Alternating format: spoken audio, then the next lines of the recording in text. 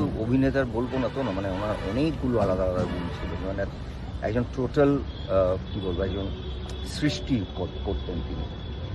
তার গল্প বলা, চিত্রনাট্য, তার সংলাপ সব মিলেই মানুষগুলো চলে যাচ্ছে। এটা আমাদের কাছে সত্যি খুব একটা হারানোর জায়গা, কারণ এই মানুষগুলো আমাদেরকে অনেকটা শুধু দিয়ে গেছেন না, আমাদের মতন মানুষকে অনেক কিছু শিখিয়ে দিয়ে গেছেন। এবং আমাদের না কোনো দ্বিধা হতো না, বিপ্লব দা এটা না খুব ভীষণ শক্ত একটা ইংলিশ, এটা একটু তুমি বলো তো কীভাবে বলবো, বা এটা না এটা কীভাবে কারেক্ট প্রনাউন্সিয়েশনটা করবো। হি ওয়াজ মোর অফ এ টিচার। তো আমি আর কি বলবো, ফ্যামিলি বৌদিরা সবাই জানেন আমাদের সঙ্গে, আমি বারবারই বলি we are like a family. আমাদের একদম খুবই গুণী একজন পরিবারের মানুষ চলে গেলেন।